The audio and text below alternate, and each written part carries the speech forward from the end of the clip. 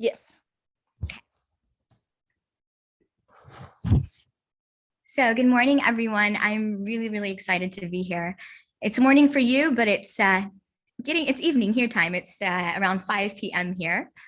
So like Jackie said, I graduated in 2006 from USAO, and I'm the one with the short, curly black hair. This is a picture of me from when I was a student at USAO in the theater. And I think it was during a Beatles revival show or something, and I went with two of my friends, and I'm actually still in touch with them. It's interesting how I actually ended up at USAO. I was a junior, I went to a junior college first, and I didn't know what I was going to major in. And I applied at different majors at different schools, and I was in Durant checking out their university, and I saw that they offered a jewelry design class, and I was like, you know what, this is what I want to do. I'm going to study art. The next school I go to, I'm going to apply for an art degree, and the next school was USAO, and thankfully I got accepted, and I attended there. Art was not something that I was amazing at. I'm not the best painter. I'm not the best drawer, sculptor, anything like that. But I really enjoyed the creativity process. And I'm sure Jackie can tell you I was not the best student. But I was really lucky to be surrounded by people who were creative, and I got to appreciate what they were doing, and I learned a lot from them. And the three things actually that I still take with me from what I learned when I was at USAO. One of them was, I don't know if you still have it, but the creativity class. Do you guys still take that? So that was like a 1-hour credit class. And I remember, okay. Well, that's still like, I still take what I learned from that class with me. And I remember we were in one of your classes, and you had us all in a circle, and you had a pencil, and you asked us, this pencil, what are different uses for it other than a pencil writing, right? And that thought process, you really made us think of different solutions. And I think that's helped me in my job to think of different ways to find different solutions to a problem, or different ways of thinking about exhibitions and all that. Another thing that I still remember and brag about, like I went to a really cool school, was in art history. So for me, art history was like a foreign language. I grew up in Saudi Arabia. We did not learn art history in school. Renaissance period, Cubism, modernism, all of that was like a foreign language to me. And so I kind of struggled, but I think what helped me was the final. Jackie gave us the opportunity of asking us like 3 questions, and we just had to answer one of the questions, and we could answer it in any way we wanted. And that honestly was the coolest thing for me, because I came from a school where things were very structured, and now everything is different. And that it changes the way you think. And that has helped me, I think, throughout my career as well. And so after USAO, I went back to Saudi Arabia, not knowing what I was going to do. Even when I was studying art, my family were like, well, what are you going to do that in Saudi Arabia? I was like, I don't know. I just want to study it. So I ended up working at a university in records and information management. It was not creative whatsoever. I hated my job. And so I was like looking for other jobs elsewhere. I ended up working in branding in another company. And then at the same time, we had the opportunity, our former king, King Abdullah, opened up a scholarship program for people who wanted to study abroad. And so I applied to go and do my master's, and I ended up at Oklahoma State University. And I decided to go with international studies because I wanted to combine something that related to me. So I'm half American, half Saudi. I really like both cultures, and I appreciate all sorts of cultures. And so I thought, what could I do that would combine that? And so I studied that. And this picture that you see here is with me. I'm the one pointing. And while I was a student, we were very active. We established the Saudi Student Association. We did lots of different programs at the university, introducing Saudi culture to the community. This picture is an image of something the Saudi Student Association did. It was for the International day. There were countries represented from all over the world. We represented Saudi Arabia. We had a little like presentation, then we had an art activity, and it was just a really fun way to share our culture with the students. So I graduated, and when I graduated from Oklahoma State, I went back to Saudi Arabia, and there were two places that I wanted to work at. And none of those two jobs had anything to do with art. One place was Saudi Aramco, and it's an oil company, and I thought I'd work in their public relations. The other one was King Abdullah University of Science and Technology. It was a new university that was built, and it was also managed by Saudi Aramco. So I applied to both. I got a call from the university, and they said we're going to schedule with you another interview. So I'm like, okay, great. And my father had taken they called again, and my father had taken the call, and he's like, tomorrow you have an interview with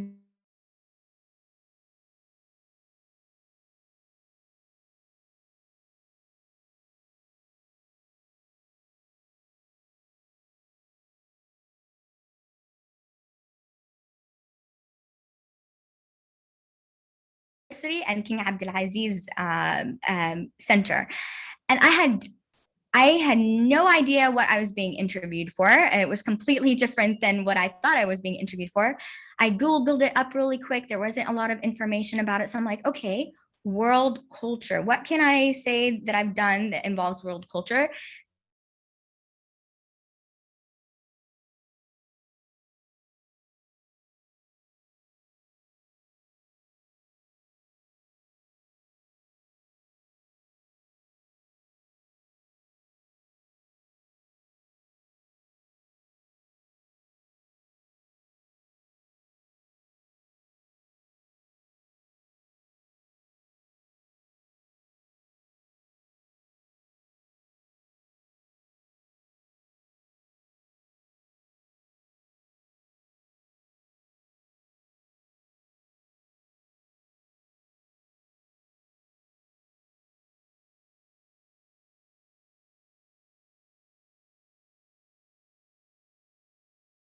Worked with exhibition designers, fabricators, curators, registrar, everything. So I had to learn basically, we were a small team and we worked with a lot of contractors. And so I had to learn everything about everything.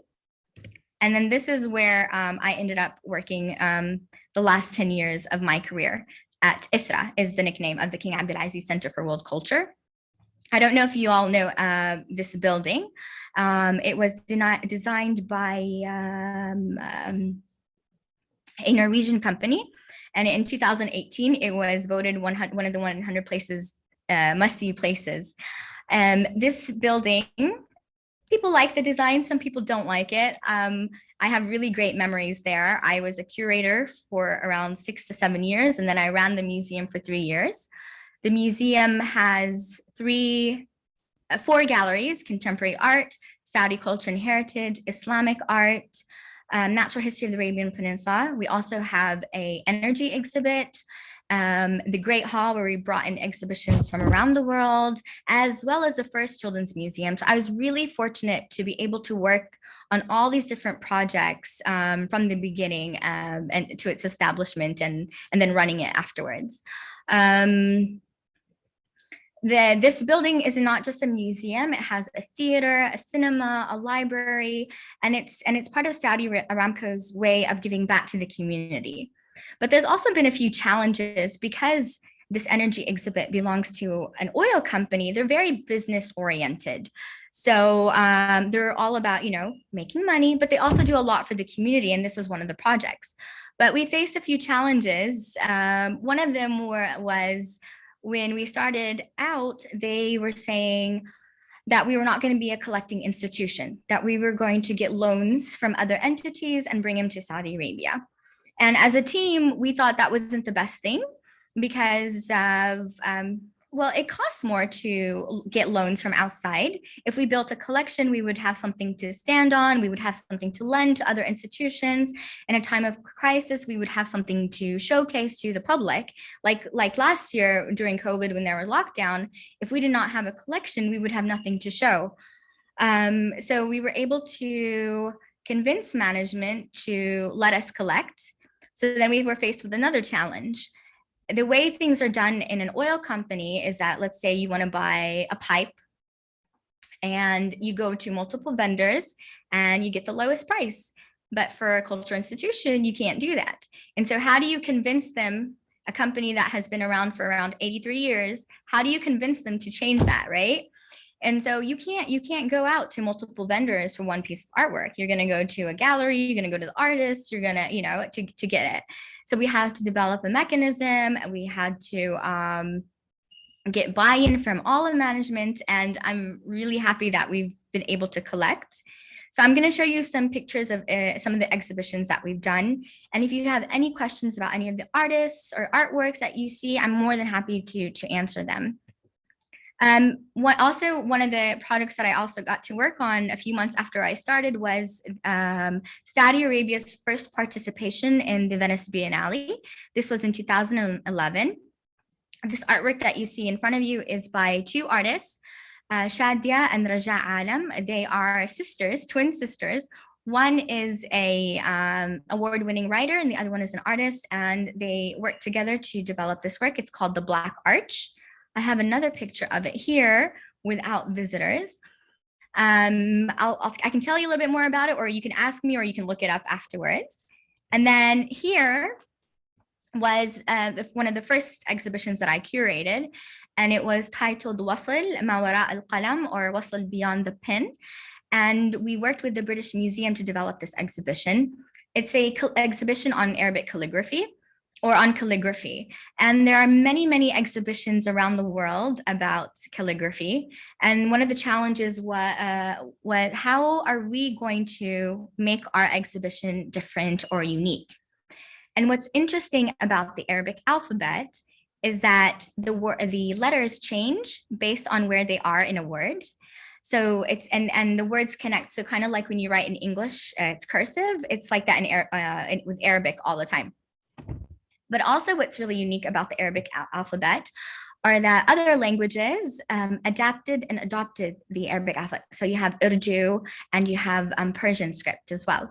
So we thought, let's go with that angle. And wasl is an Arabic word that means link. So it's a link between the letters because they all connect, but also the link between the Arabic and other cultures because you have the other ones that have adopted it. And then here's just a little overview of what we had. A few commissions. We had all the artworks on display. We had acquired. We had around 52 objects, and it was divided. The exhibition was divided into 3 sections. So you had divine revelation. So in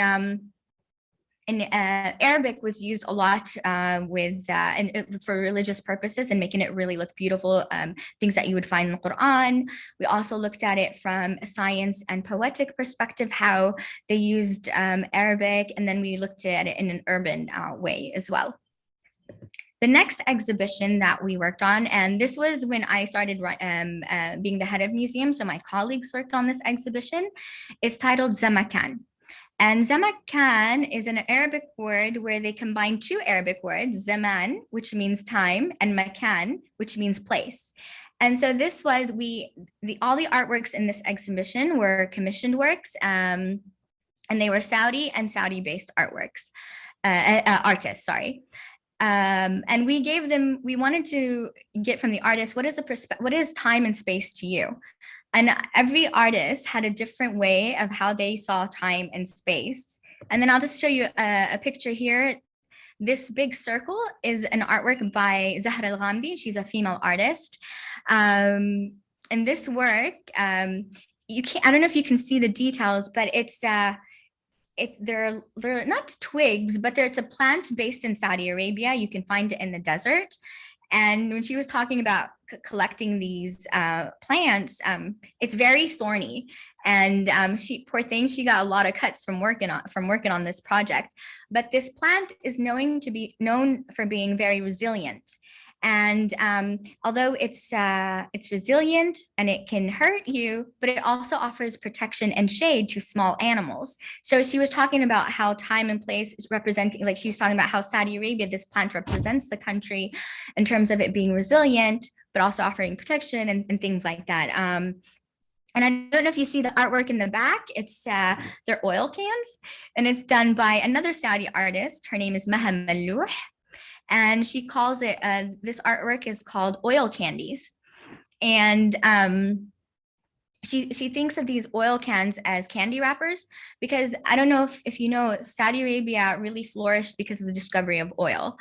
And she sees these cans as representation of, you know, when you open the oil being the candy, something sweet, something that people love, and the wrapper something you throw away.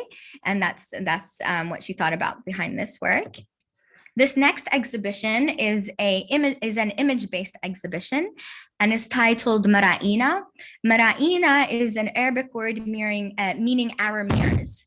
And the way the team designed it was also, when you walked in, you saw a reflection of yourself, because it was a mirror of the people, of society, of our culture.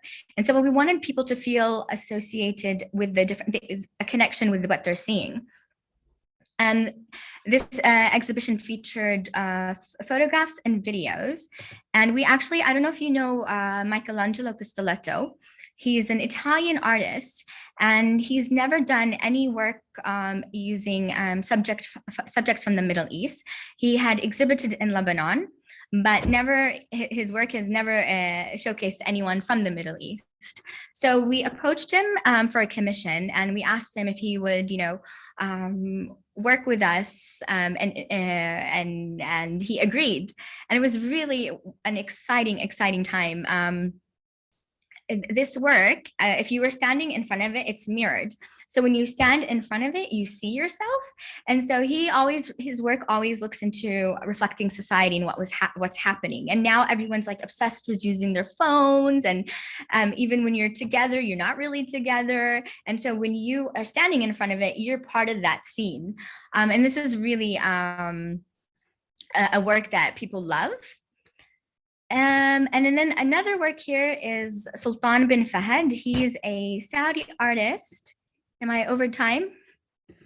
Okay, sorry. He's a Saudi artist, and his name is Sultan Bin Fahed. He does different types of work. This image that you're seeing is actually taken is of King Abdulaziz. So he is the founder of Saudi Arabia. So it was taken many years ago. The artist manipulated the image. The actual image, here what you see, it looks like King Abdulaziz is driving the car, but he flipped it. In reality, he was a passenger. And if you look at the images, reflections on the car, it's of the first oil wells of Saudi Arabia. And so he just represents what's happening in the country.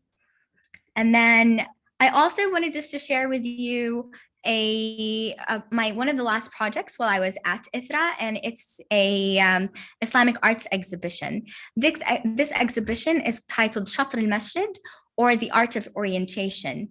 And it looks at, the curators of this exhibition were looking at mosques, and not in terms of a place of worship, but rather its function as a community center. It was used as a school, it was used as a hospital sometimes, a soup kitchen. And then so the exhibition itself is divided into 3 sections: function, evolution, and aesthetics.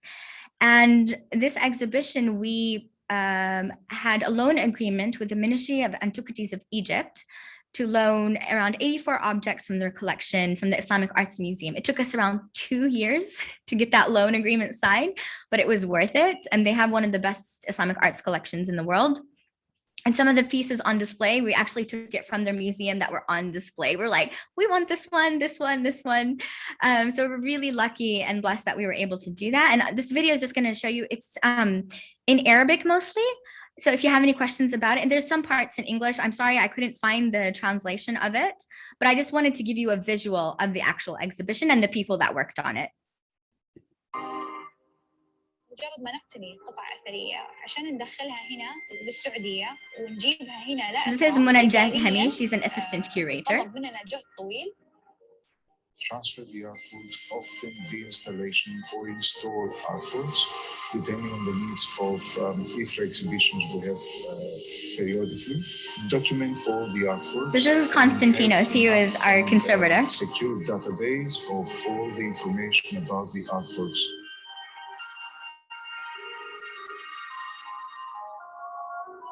We're here in Gallery 3 right now. We've just finished installing the second exhibition titled Shatra Masjid. This exhibition addresses the mosque, the evolution, the functions and studies of evolution.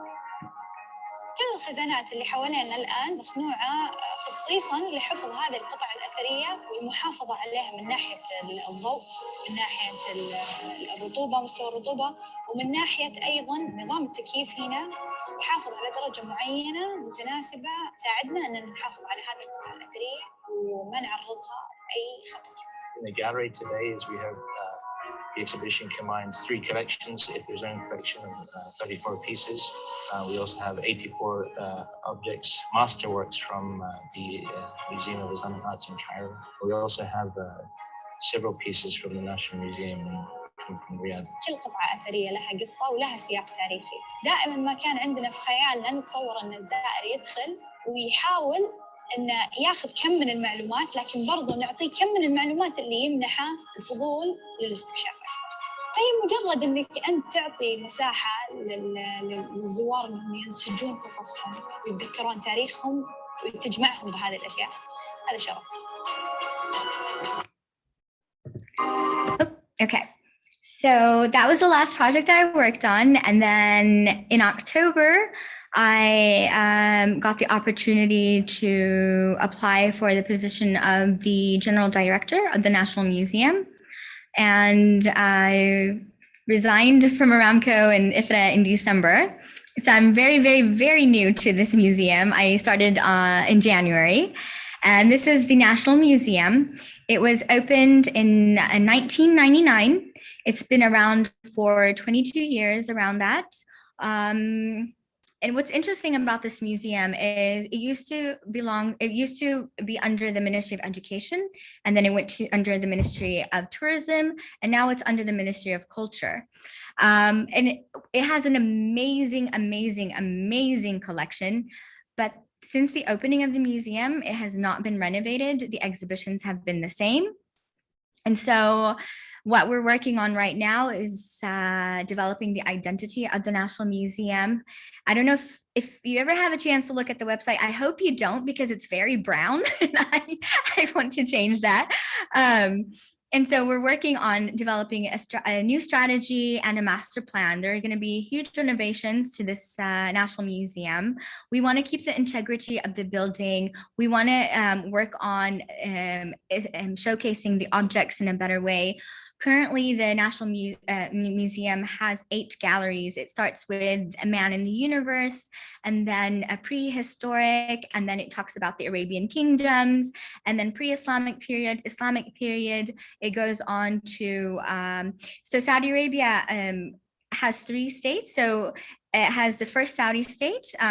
It was established, and then the Ottomans took over, and then it went again and tried the second Saudi state, and then again the Ottomans, and then finally the third Saudi state is what we're currently in right now.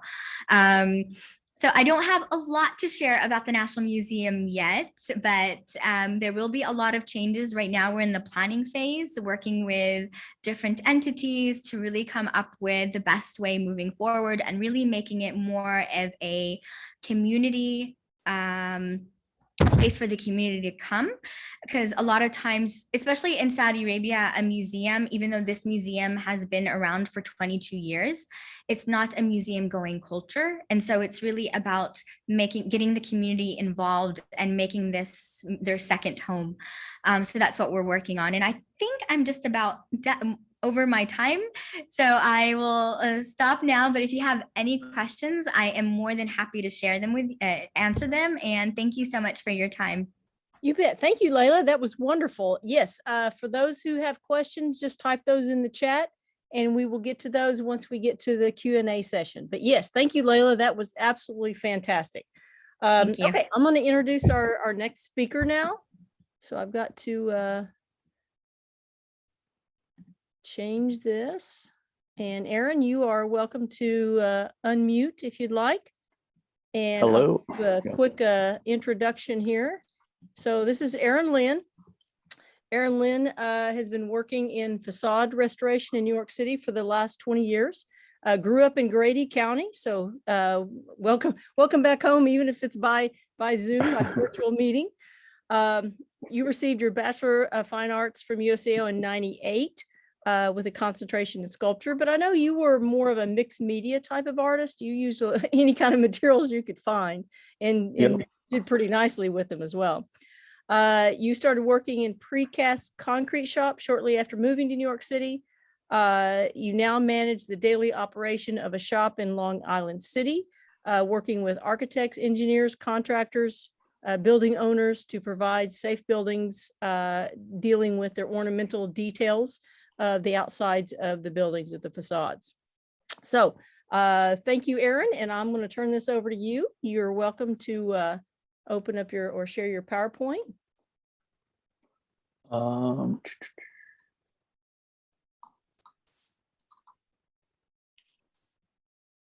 Can you see it? Yes, I sure can. Okay, let me move that over here.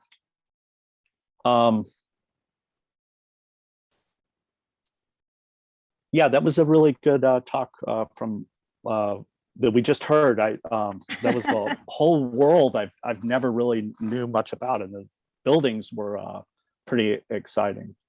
So some people that may have heard from me, or what, I assume I don't know any of the students there. They may have heard about Hayhinge, and so I thought, let's see, let me go into presentation mode. Oh, this is okay.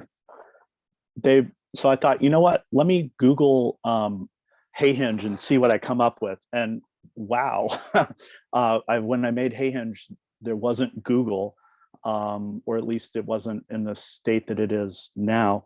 And it seems like lots of people have done Hayhinge. So I didn't find that, but I did find this is a photo that was on the internet back in 1997. Some of you may know Jim Dudding on the left. That's me in the center a long time ago. And that's Drake Matney on the right. And then I'm going to quickly go through, I guess I graduated from USAO. Then this is going to quickly show a few slides of artwork that I made in New York. This is the first piece I made in New York. It's like television static. It was a motorized contraption that played in front of a piece of glass. Silk screen TV static that moved. It actually gave a really good optical illusion. It was kind of loud. The handle moved with it too, but functionally as a machine, it wasn't too great. Then I kind of spent an entire year making machines. This is an arm wrestling machine. It would move back and forth almost like an arcade or a toy, kind of really small, probably 18 by 18 inches, maybe a foot tall. I'm gonna go past these pretty quick. This is football machine. This is just also wood and ceramic and metal, and a motor vibrator. So this piece shook. That's not styrofoam, that which actually really one of my favorite parts of this piece is the wood carved to look like styrofoam. This is Styro Mountain. This is made out of porcelain. It's another view. This was a small part of a larger piece, Dinosaur Fight, where that was cut off. And then I started working in concrete, because at this point I'd got a job working in concrete, which I'll kind of go into later.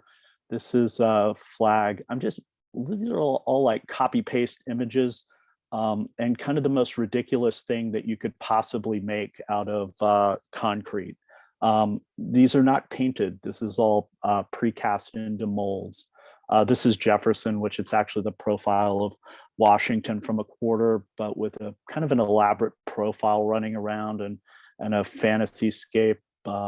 Here's the book with like a beach scene and copy pasted images, almost like emoticon or emojis, but emojis didn't exist at that time, I don't think. Here's a different casting from a mold, dirty casting.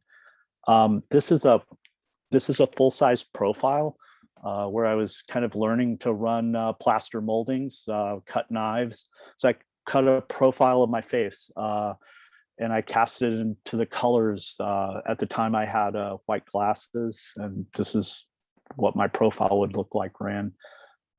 Here's a piece, concrete base, solder top, pirate chest. There's rhinestones here. This is a concrete piece. This piece is, I'm casting highway safety beads, so it's reflective.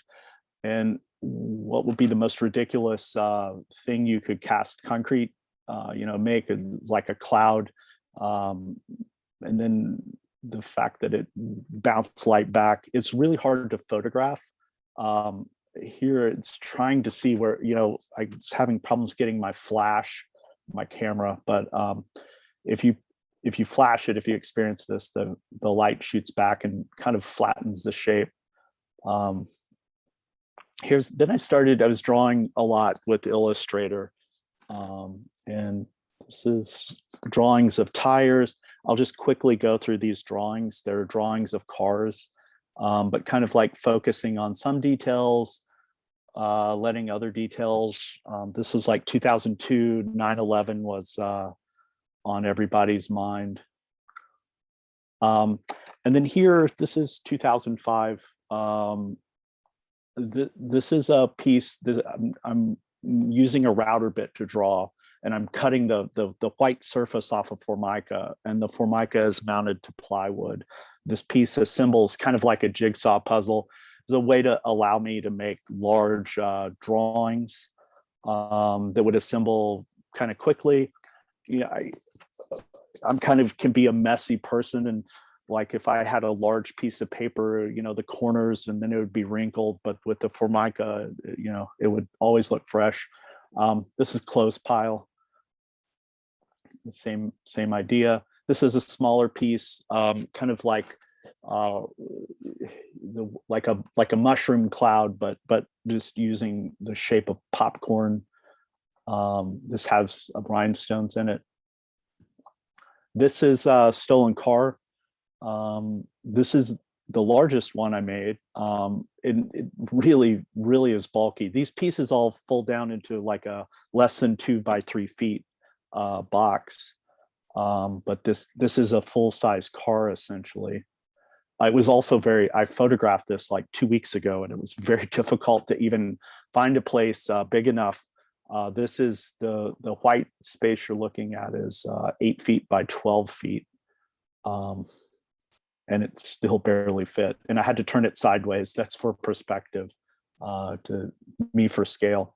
Here's a smaller freehand drawing. I just folded a noose and laid it down and drew it. Also on Formica, cut out the negative space. Here's a more recent piece. This is number 2 recycled plastic. These are 18 by 18 inches. It's also like symmetrical, bisymmetrical, the symmetry in the center, so they hung together. This is another concrete piece. It's flat in shape, but I'm spraying different pieces into a mold. When I did these in pairs. Some of these castings didn't work at all, but I'm mixing lots of different concrete mixes and then just spraying them into a box. This is the side. I wanted to leave the side rough. Here's the 2. One of those was in a show that was a couple of years ago at an alumni show at USAO. And then I'll quickly go through unfinished works. These are cinder blocks, and I have like crates of them. I want to build the kind of the same concept as Hayhinge, build a pyramid with these blocks. these blocks are about 1 inch by 2 inches, 1 by 1 by 2 inches. This is something else that I find really exciting. This is a black concrete, and if you looked at this without a flash, without a camera flash, it would just look like black concrete. When you take flash photography, depending on the surface of the shape, it will reflect light back at you. This is also, this is an unfinished piece, but it kind of falls along the same theme of a landmark that's using kind of a material shift. This is a tire arch. Like the concept, this was a maquette, I guess, and I still need to put the tire tread on this piece. Now it's like, this is like from 10 years ago. It's been a long time. But this piece, I could actually envision truly building one. It'd be tire tractors at the bottom, and you could tip them in a little, put some shims, and have a rebar concrete foundation. And just as you go up and lay more tires, you could fill that with concrete and rebar, and maybe at the top would be like a go-kart tire. And you could make an arch out of tires, rebar, and concrete. Oh, quick sponsor break. I think this video should last. Eagle Burger was a collaborative effort that we were always involved. There were lots of different, now I don't know how to. And since my Eagle Burger sponsorship was not that profitable, I had to get a day job in New York. And in 1999, you got jobs through the newspaper. And in New York, that paper was the Village Voice. And I saw an ad for color matching at a concrete shop. And I thought, well, I could do that. So I went, and I've been in the same company still. This is our concrete library. When I started, we were on color sample 1900, and now we're at like 10,300. So there's a lot, and we throw away every year. We throw away samples. We're in the process of throwing samples away right now. This is kind of an example of the different the textures and colors that are that we produce at our shop. This is a photo. This is our shop, the front door. We're next to the 59th Street Bridge. You can see the UN, the Chrysler Building, the Empire State Building. In the background is an electrical, like a large salt pile, and a lot of, and if you, the bridge is crossing the East River. So we're in Queens, and on the other side is Manhattan. This is a sample of like how we would set up a color match. So we're matching an old weathered piece of concrete. Here, this is our mold shop. We're making, we're setting up pieces. Different pieces come in broken. We'll fix them with plaster. Some molds are made directly with carpentry. We use rubber, plaster to make whatever mold. Sometimes I think of mold making as similar to mining, coal mining. They always say, you want to, the best mine is the cheapest mine. You don't want to put all this infrastructure in. So a lot of these molds is like trying to figure out how much it's going to be used, and so you can make the most efficient, fast mold. Because we'll run through and we probably make 20, maybe 30 molds a week in our shop. We have, I'm trying to think, we have 5 people that are mold makers, and we can add on a couple extra that are working in different parts of our shop. This is a black and white photo of our mold shop. It's constantly rearranging mess. This is casting, and what happened, or right now we're coming into spring, and so a lot of people have set up these jobs, and we've cast, and we don't want the concrete to be exposed to freezing weather, so that it'll have white salts. So we've been storing truckloads of finished precast pieces in our shop. Some of them ornamental, some just plain windowsills and coping. Getting ready for the spring.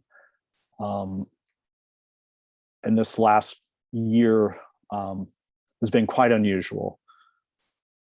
These are plaster ornaments that I've collected along the way. Like the sun is from the Ritz-Carlton, the garland, different things from Soho, Midtown. This is our shop. This was taken maybe 4 years ago. This was a sculpture we made for Terrence Main, which is in a hotel in San Francisco. I think it's in the building that's leaning that everybody talks about. So hopefully maybe it'll counterbalance the building. That's Terrence. When you walk into the Metropolitan Museum of Art and you go to the on the ground floor, you go to the American Craft Collection. There's a lot of ceramics. They usually have a chair that he made. He makes bronze chairs, makes bronze doors that are been in several movies. When they want to make a movie look like a very rich person's house, they'll throw one of his doors in the background, and he's got a table that's in different Louis Vuitton boutiques around the world. That's been recent for him.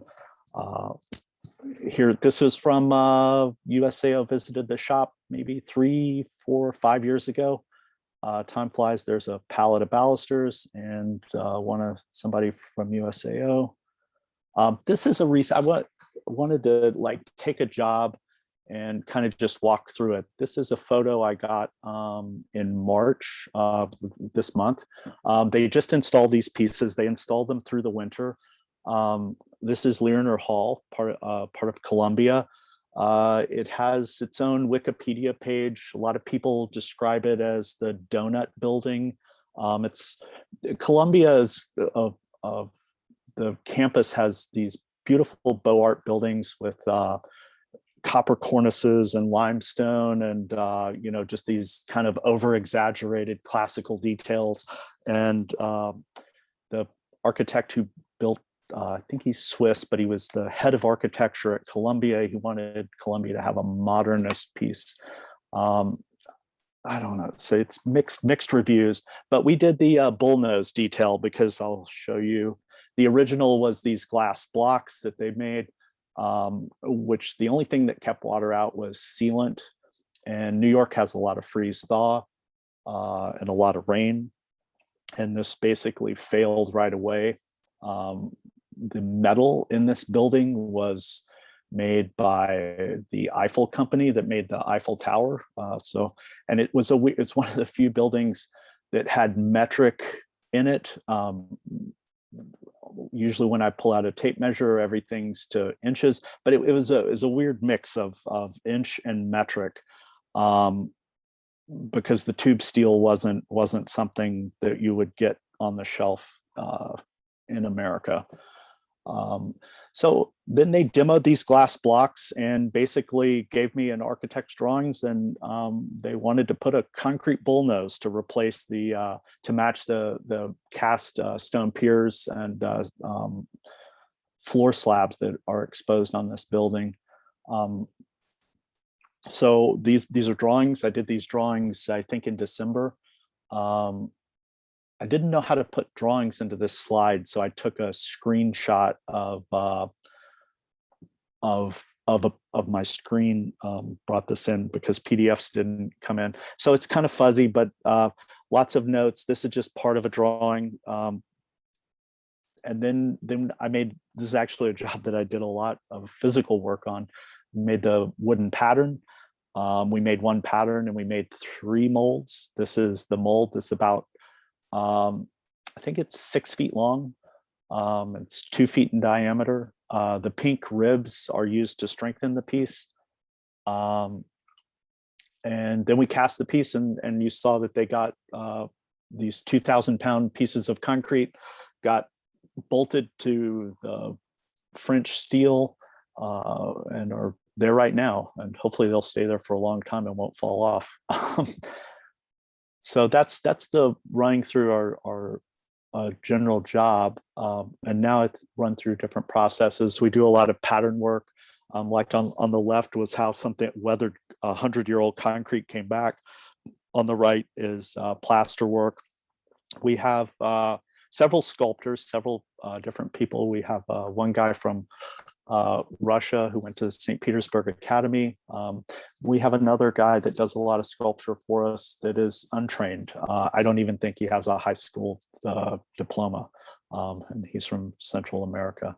On the right is an urn, and we do a lot of running profiles, and this is these pieces have to be perfect. We take a lot of photos because we have to have approval before we move.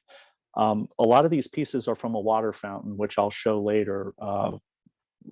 The largest water feature when it was built in 1911 in the world, and still has to be pretty tall on that list. Here we are. This is in Lincoln Park in Jersey City, which is on the other side of New York City. We brought these like 1.5 lifetime or life-size pieces of these pans that were blowing, and their legs were completely gone. We added seashells, working with the architect, a leaf for modesty. We redid the horns. This had been patched and repatched many times, so a lot of it was like figuring out what it really was. Here are the castings. They have the copper and plumbing built inside of them. All of the reinforcement in this is stainless steel. Hopefully they last longer than the originals. We're using Sika admixtures for strength. This guy spills water. This king with a crown spills water out of his mouth. You can see the eagle on the top that we did. We did the small column, and we did the small bowl on top. The other column and the other bowl, that's all done in place, that they fixed up and coated. There it is in action. We made it on the schedule on time. That's the original bowl, kind of the saucer in a 10-yard container, roll-off container, throwing it away. This is one of our sculptors that used to work with us, fixing up a bracket. That's an old photo, maybe 10 years on the right. There's the pattern being done. On the right is some casts fitting together. Here I'm showing how some patterns just start from a drawing. The piece on the left was completely gone. It looked like mashed potatoes, and there were just fragments. And so we did a full-size drawing of what it would be. An architect and owner would approve it. On the on the right, it was at the top. We have in the background, I printed a large-scale version of the only photo we could find that was in the New York Public Library of this element. That's all we had to go on, and it was very pixelated. And we sculpted at the bottom what's below. That was for Hewitt School. Sometimes I'm on scaffolding. At the left is 1185 Park. It's one of the few buildings that all of the elevators are operated by human beings. So you'll never be alone in the elevator. I'm sure the maintenance cost is incredibly expensive at that building. On the right-hand side, I'm putting together, we're showing how we're recreating, because they couldn't touch, somebody had cut an air conditioner hole. So we're fitting a piece into this pattern to kind of basically fill a hole. And they're building it out of wooden plaster. Sometimes we do a lot of Neogrec buildings.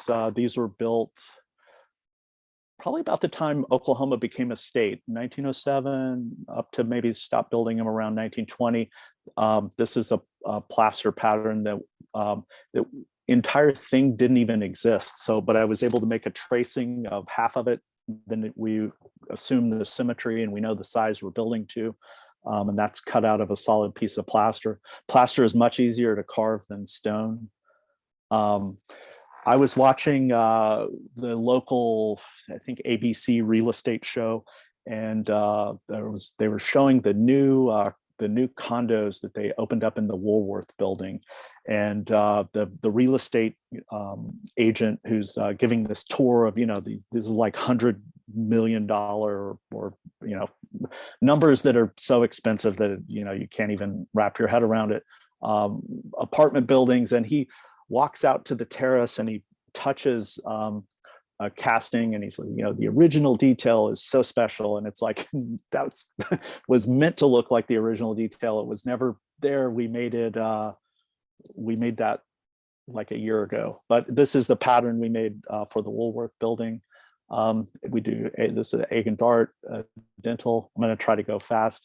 Here on the right, we're taking a photograph of the building of a rosette, and on the left is like sculpting it in clay and wood.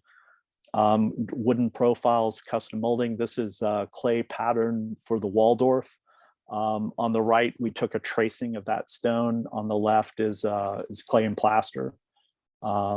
We did a gypsum mold out of that. So it's very fast. We turned that whole thing around in a week because it was kind of a fast thing. This is a pattern.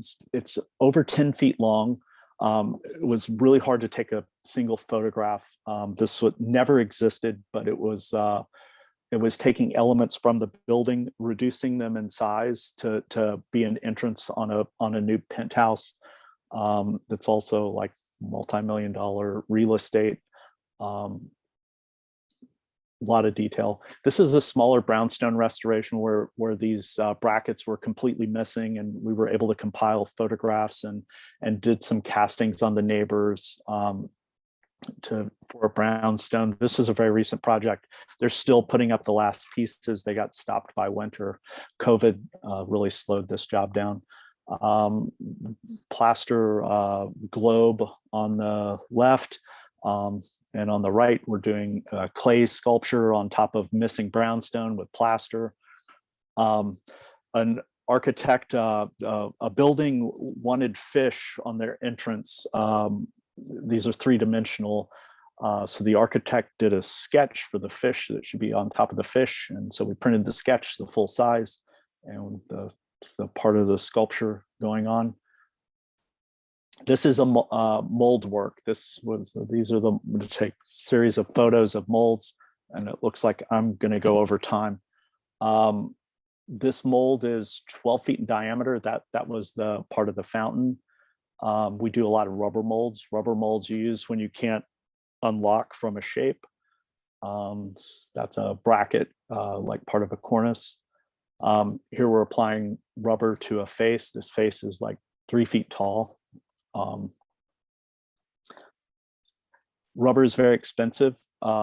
It's about $550 for a 10-gallon kit. So this mold below, we're only using rubber on the ornamental details.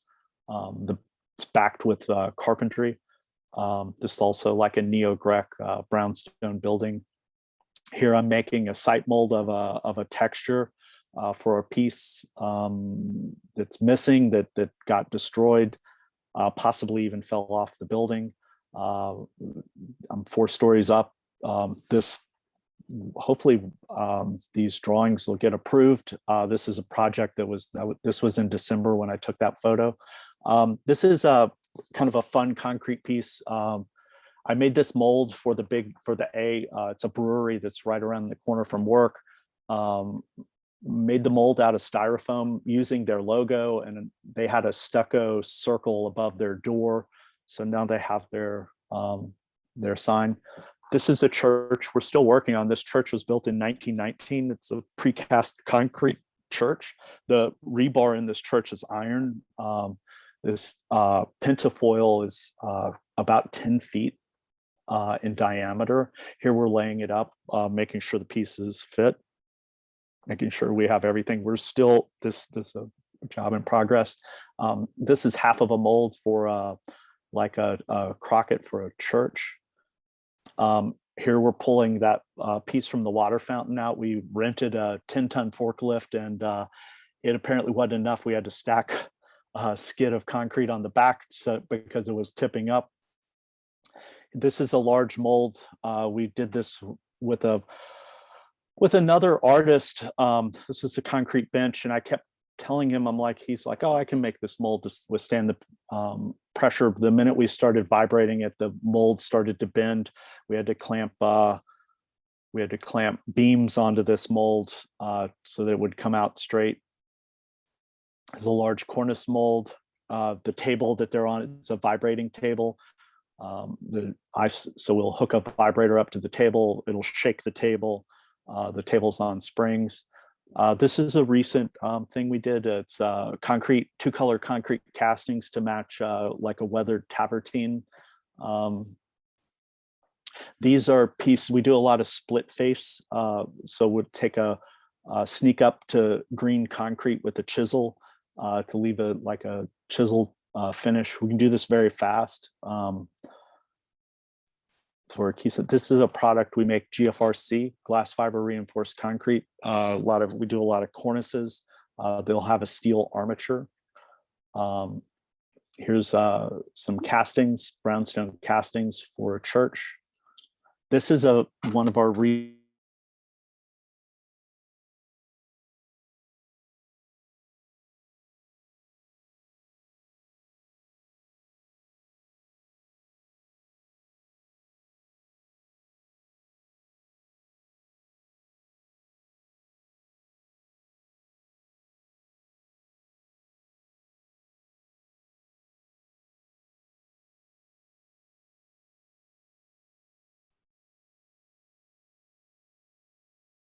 building we've worked on the entire time I've been there, and we're finishing it up. The Waldorf is now empty. They're gut renovating it and doing a lot of fix up. It'll be a job that, and COVID really slowed that entire process down. But that'll be a job we're going to be involved in the next year, 2 years. Was able to be in the oldest brick building in Manhattan. And I didn't even know it. I looked up the address. I was like, this is a really old building. And then I had its own Wikipedia page. I took this photo of the wood. This is just a photo. It's a lot of these new buildings in Manhattan. They're tall, they're skinny. This one is over the Steinway piano building. But it was next to a building we were working on. Kips Bay. This is a building we did, concrete building. We did a lot of sill replacement on this. This is the architect I.M. Pei. He designed lots of parts of downtown Oklahoma City. Was the first Jeopardy. I was watching on Jeopardy. They asked a question about the Louvre, and they was like, oh, from that question, you figure out he was the first architect who wasn't French to work on the Louvre. He did the modern wing of the National Gallery. This is the largest clock face. We did lots of numbers on this building in Brooklyn, One Hanson Place. There's falcons up there. I'm on a building looking at the Ansonia Hotel in the background. That's where Babe Ruth lived when he was famous. They had cows on the roof for milk. Here I'm across from the MoMA, Modern Museum of Art. At the back of it, you can see the sculpture garden at the very top of the photo, but there's this decorative roof that I had no idea that existed. There's one at the church with the pentafoil. This is the concrete, original concrete done in 1919. I don't even know how they made the mold. My assumption is it was made out of gelatin or wax. This is a project that we did some different water tables on 30 Morningside Drive, the old Lennox Hospital. St. John Divine is in the background of this. Here's a series of photos real quick. I know I'm over time. but not all buildings are built right. There's lots of mistakes. These are garlands that were set upside down, and I don't know when they were set, maybe several years ago. The ribbons are upside down, the flowers are upside down. A lot of times these mistakes happen on modern buildings because people don't understand how profiles go as a language kind of. You know, I think people were more attuned to that 100 years ago. Here's one baluster's upside down.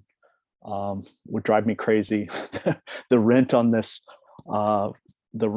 building was the highest square foot retail, something crazy, like over $100,000 a month.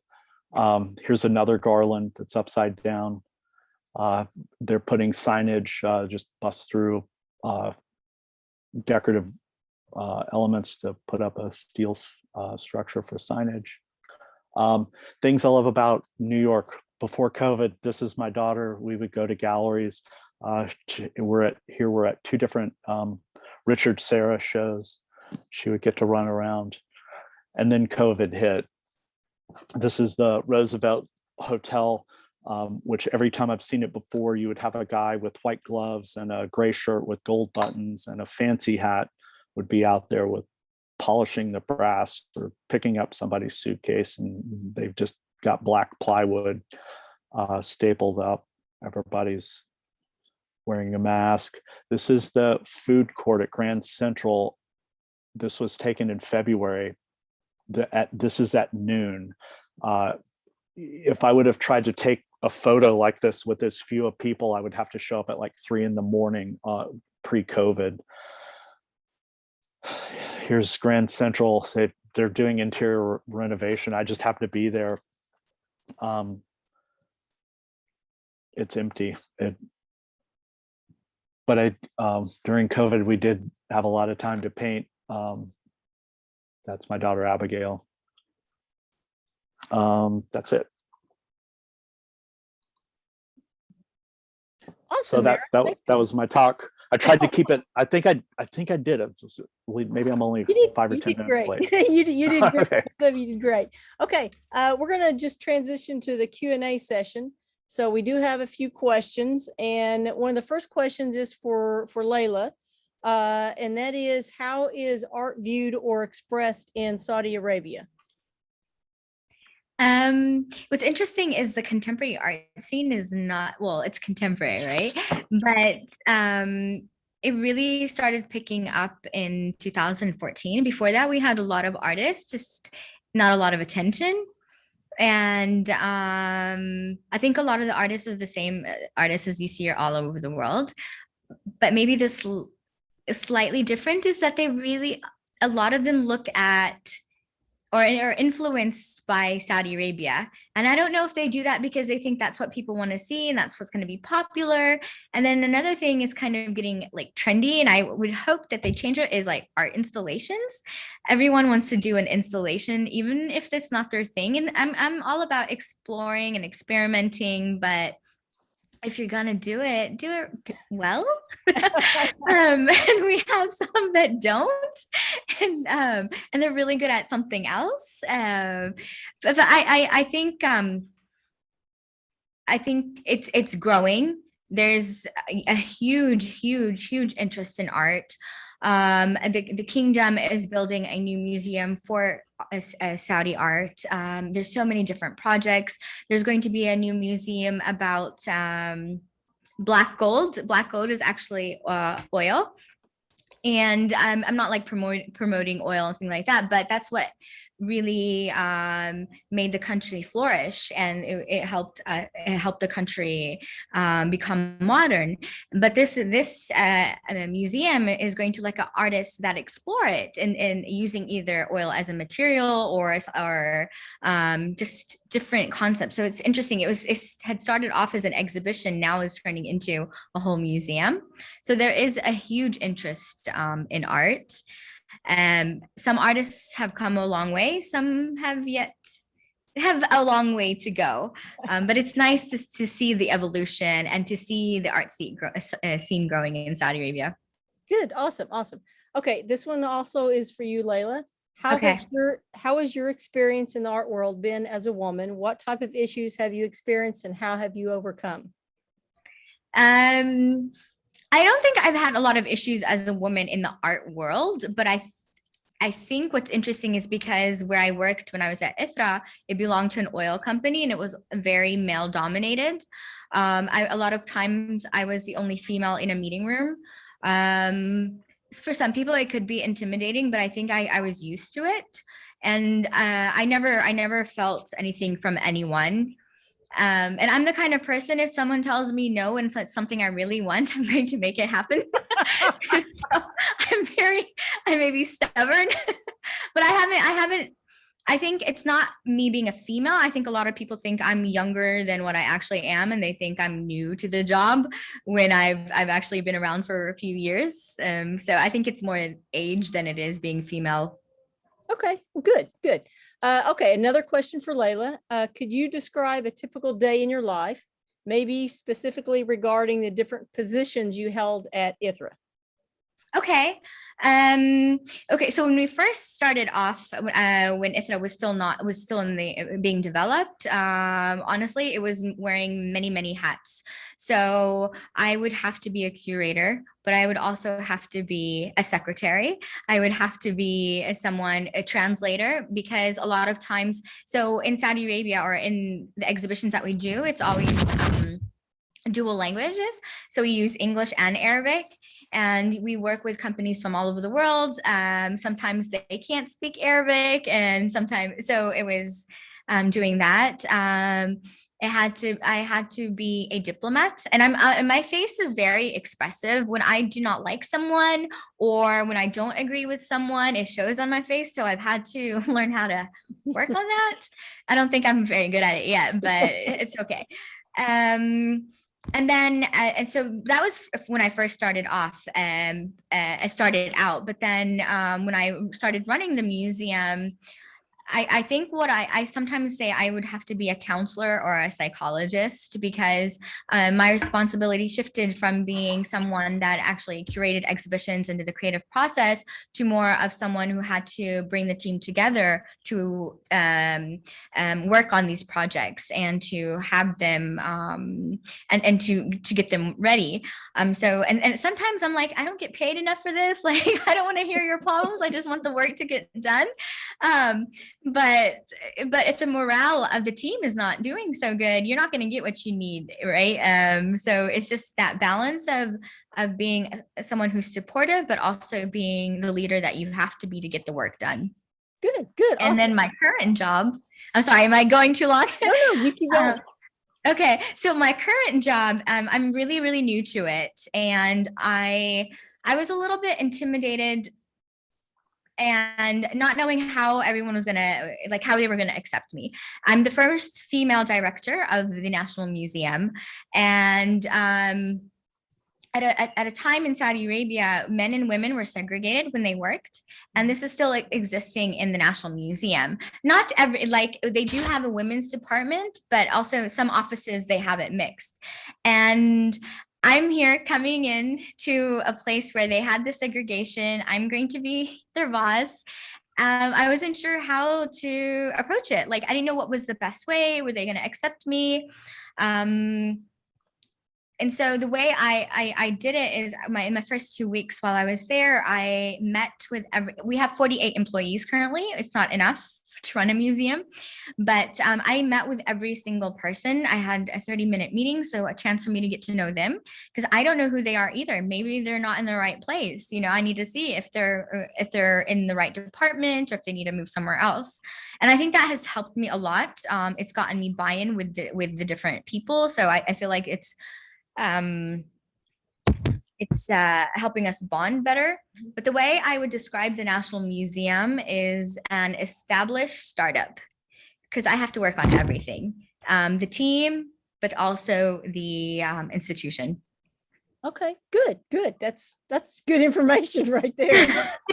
that bonding with your employees, especially in a new situation like that, coming in, I can definitely see where the intimidation could be there for sure. Yep. Okay, good. Okay, I do have a question for Erin. What is the process of securing heavy concrete feature to sides of walls so they don't fall off? Wow, that's a hard question to answer with words. It'd be better to do with like a pencil and paper. Stainless steel anchors, epoxy with into threaded rod. There's blind connections. Homan and Bernard is an engineering company that was started probably in 1970. If you Google Homan and Bernard stone anchors, that their numbering system is the number that people use, even if they don't necessarily use that company's anchor system. So like a H&B number 433 might be an anchor that you would attach, but that's all done through a drawing process. And in almost all situations, an engineer would approve that. Calculations would follow. Engineers make really good money if people are very good at math. I mean, an engineer can make in New York $350 an hour, and to show up to a job they can charge $1,000. And that's if they take the subway, they pocket that. So it's those people. That's a short answer, I guess, for that question. How to attach a stone. Gotcha. No, that's good. Another technical question is, how do you spray concrete, or what's your process for spraying concrete? We have a dump gun. There's a company, Spray Tech, that basically, we'll have a mixed design. So so like for the Waldorf, we're doing a lot of GFRC, and it's meant to look like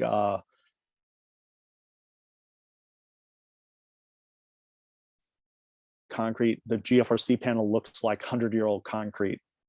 So we have a whole, we can't buy the aggregate, the sand that we need. So we have a sifting method, a series of screens. It's somewhat labor intensive, but it's actually not a lot of sand used in each piece so you would spray a face coat. And then for all the GFRC, there's a backup mix that's either sprayed or applied in, and that mix design has 4-ton, which is a latex.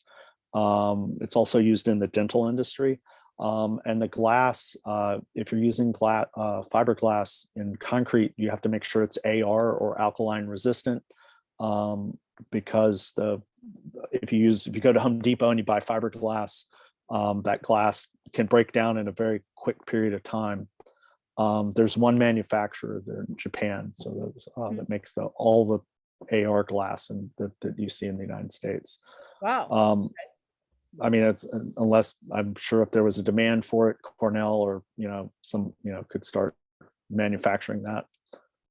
Cool. Awesome. Okay, good. Yep. Okay, I do have a question that I'm going to ask of both of you. So we'll start with Laila. What is the best advice you have for current students in terms of what to focus on as a current student? And then what is needed most in terms of preparing for life after graduation? I think if you really, really love something, or you see yourself really, really good at something, go for it, even if you're not sure what you're going to do with it, because you'll find a way to make it work. And it's not necessarily always going to be easy, and it's not always going to come fast. I've had jobs that I hated, but it will. And we don't know what the future holds. Like, there were no other museums in Saudi Arabia at the time that I was studying. I had no clue that I was going to be in a museum, and here I am. So we don't know what the future holds. So do what you love. And I know that's kind of cliche, but it does work. You will find a way to make it work. And what was the second part of the question? Sure. What is needed most in terms of preparing for life after graduation? Don't let it get you down. Sometimes you're going to go through bad things. Things are going to happen, but just have a positive outlook. And I say this because, like, I've had the opportunity of studying abroad, coming to the United States and studying there, and I've gotten to travel. And I live in a country where women used to not be able to drive. And in 2018, now we have the right to drive, and I didn't think that I would be able to, as an adult, that maybe, my nieces and nephews would, but I have my own car. And I'm, and so you never know, things change. Be open to it. It's and accept it, be flexible. I was really, really worried about leaving my job. My job at ISRA is a really great company, very established, amazing benefits, going to a job in a new city, and I know no one there, but I don't regret it. And I was like, if I don't do it now, when will I get this opportunity again? So I think sometimes people ask you what your goals are for the next 5 years, 10 years. I don't put goals for myself, because I feel like if you put goals for yourself, you limit yourself to opportunities that may come. Keep yourself open to everything, and then you'll be able to choose what's best for you. Good answer. Aaron, would you like to tackle that as well? Yes to everything that Laila said. No, you have to be interested. If you're not interested in what you're doing, you're gonna do a pretty sorry, job at it. Work hard. I mean, like I, grew up on a farm, so always, I work until I'm tired and love it. Hard work can get you a lot. Doesn't do everything, but it can get a lot.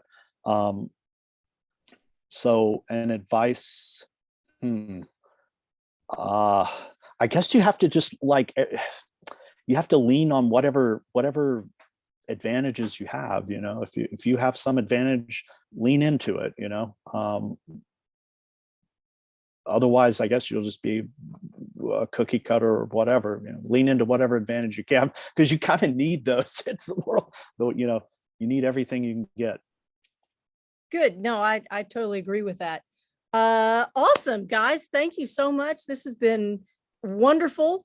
I don't know what else to tell you other than if I'm going to let everyone else leave. If Laila and Aaron, you'll hang on for just a second.